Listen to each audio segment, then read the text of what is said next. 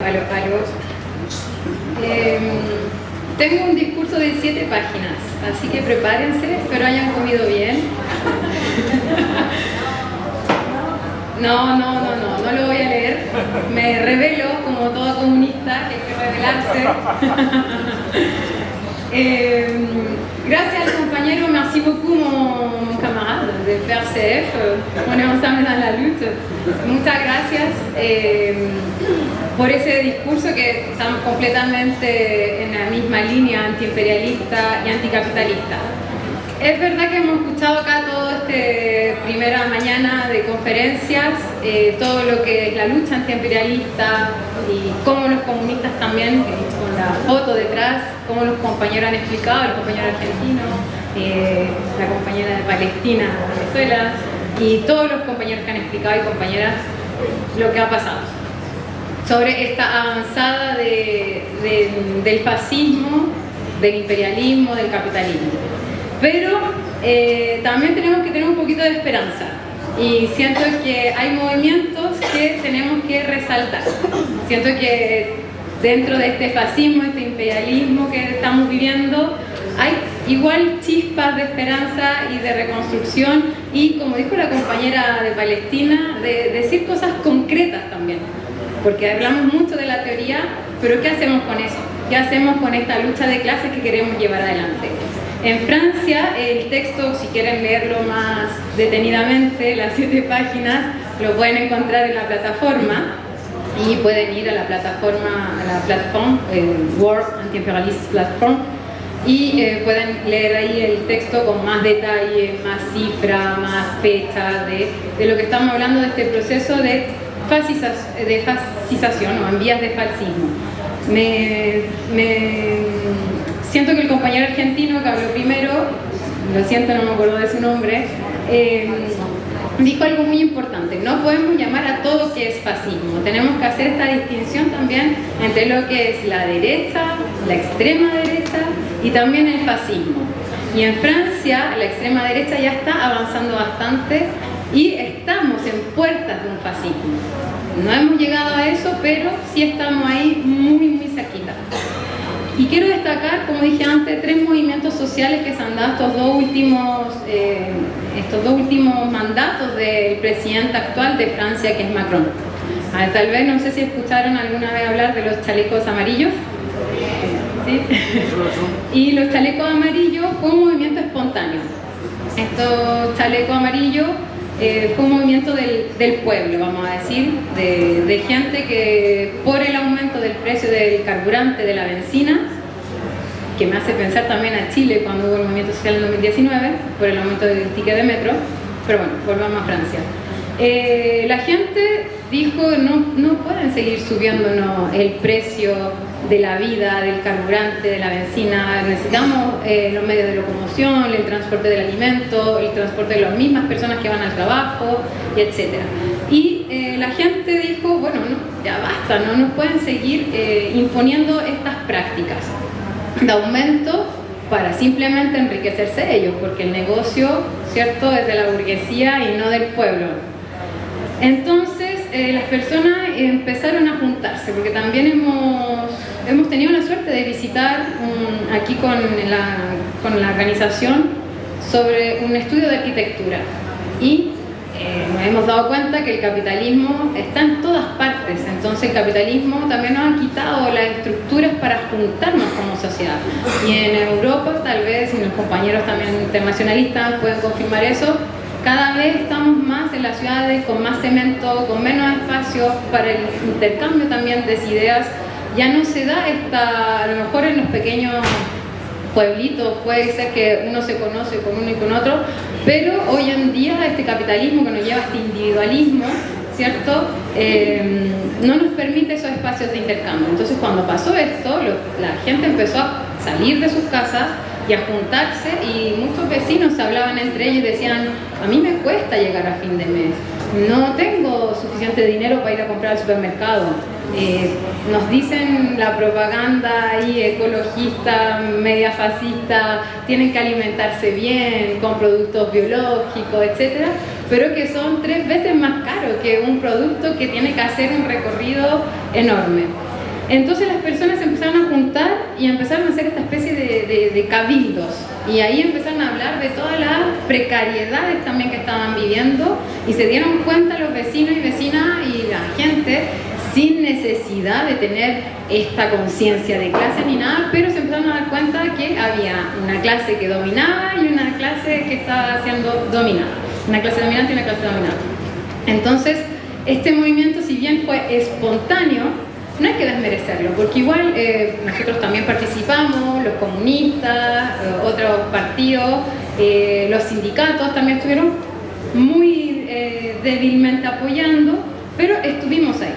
Y este primer, vamos a decir, movimiento de estos últimos años de los dos gobiernos de Macron revela también que algo está pasando. Cada vez hay que tomar en cuenta también que Francia es el segundo país más rico de la Unión Europea, no es cualquier país, vamos a decir, con escasos recursos. Y se dieron cuenta que la gente que estaba teniendo muchas dificultades, que cada vez era más difícil y que cada vez están pasando políticas también más regresivas con los derechos sociales. La gente empezó a manifestar, y aquí ya con los chalecos amarillos ya se empieza a ver este proceso de fascización, porque hubo una represión tremenda de las personas. Le sacaron ojos con flashball, y también empezaron ya a usar armas de guerra, quiere decir con granadas, con explosivos. Entonces ya ahí empezamos a ver que cambia este paradigma capitalista, que vamos aquí al fascismo, a las puertas del fascismo. Entonces esta violencia contra los movimientos fue súper grande y súper generada. De hecho, anoté algunas cifras solo para decirles, a ver, me las tengo acá. Por ejemplo, hubo más de 11.000 seguimientos judiciales, o sea, por gente que estaba en la calle para reclamar derechos sociales, o sea, una locura. En prisión preventiva, 6.000 personas, y que además 20.000 personas que las declararon culpables de estar contra la autoridad, es decir, contra la policía. Entonces, esta primera, vamos a decir, ensayo de fascismo represivo para las poblaciones, para la gente, ya vemos reflejadas ciertas maniobras que están haciendo, y cómo también hacen estos test con nosotros, en que nosotros también estamos en el corazón del imperialismo. Entonces ya empiezan a ver estos movimientos. Después vino el COVID, entonces ahí ya el movimiento vamos a decir, se apagó un poquito, entonces, pero quedó esta huella en este movimiento. El segundo movimiento, que lo voy a decir bastante rápido, es la muerte de Nahel Merzoug, que era un niño, un adolescente de un barrio popular, y que fue matado por la policía. Y aquí se produjo también otro tipo, vamos a decir, de movimiento social, donde los barrios populares dicen ya basta de estos crímenes que están completamente con objetivos racistas y contra los pobres. Entonces, y hubo mucha manifestación, y aquí ya podemos ver que si bien este proceso vía el fascismo nos ataca, como dijo el compañero en su frase final, nos hace unirnos. Y las personas, no es necesariamente que tengan un análisis marxista, leninista, comunista, socialista, se dan cuenta que está pasando algo, y que los barrios populares están reprimiendo también a las personas, y que tenemos que unirnos también, porque finalmente también el capitalismo hace creer que hay una clase media. Entonces, cuando nos hace creer esa clase media, que hace creer que la clase media está en la burguesía, entonces se desclasa finalmente, y no, o sea, tenemos solamente dos clases. Y estos dos movimientos que hablo, del movimiento espontáneo de los chalecos amarillos, más el movimiento de la muerte de Nahel Merzoug, han juntado este movimiento espontáneo que han salido a protestar y a manifestar por una vía digna y una vía mejor, y contra la represión, ¿cierto?, ya sea racista o de clase. El tercer movimiento fue la reforma de jubilación, y yo creo que acá Macron ya muestra su lado más fascista, porque en Francia hay una ley que se llama el 49.3, y esa ley permite aprobar leyes vía el primer ministro, ¿cierto?, sin pasar por la asamblea. quiere decir que tiene el poder absoluto. Si quiere poner... Y es uno de los presidentes que más ha utilizado esta ley del 49.3, más de 20 veces la ha utilizado, o sea, es increíble. Y la reforma de jubilación, primero querían hacer pasar el dinero que estaba para la jubilación, lo querían hacer pasar por puntos. Entonces, como querían modificar el valor de los puntos, ustedes se imaginarán que no va a ser siempre aumentando, sino que va a ser siempre disminuyendo. Es decir, si el valor del punto era 5 euros en un año, 3 años más tarde les aseguro que no va a ser 10, van a ser 2 o 1 o muy poco. Y hubo mucha manifestación en esa primera instancia con respecto a esta reforma. Y la segunda, que no se logró, pero no quiere decir que no se haya logrado todavía, porque esos son los mecanismos del fascismo también, de dejar en stand-by, ¿cierto? De dejar ahí un poquito en reposo, porque si la gente se mueve mucho, bueno, ya hacemos esto. Por tanto, utilizar son los sindicatos también. Como comunistas también tenemos que estar con la clase trabajadora. Y en Francia se ha perdido mucho eso, los sindicatos se han reformado mucho, se han institucionalizado y como se han institucionalizado, no han apoyado estas manifestaciones precedentes. Sin embargo, con esta última de la reforma de la jubilación, los sindicatos estuvieron ahí y estuvimos todos juntos. Entonces se empiezan a unir las clases populares, los movimientos espontáneos, las personas que tienen análisis, vamos a decir, más de izquierda, más los partidos y ahora los sindicatos. Entonces se crea ya un movimiento un poquito más amplio.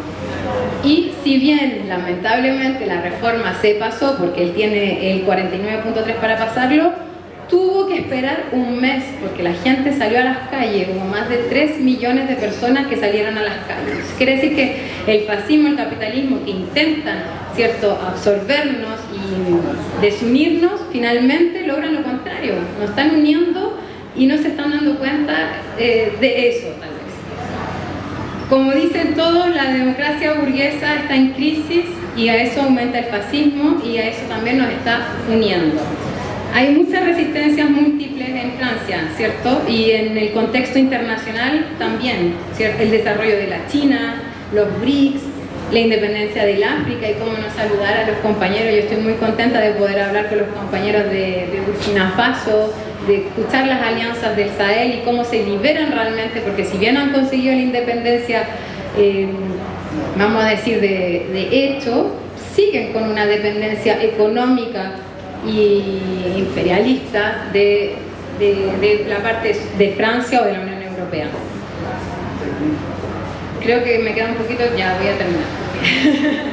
Solamente para decirles que tenemos que unirnos, tenemos que hacer este frente.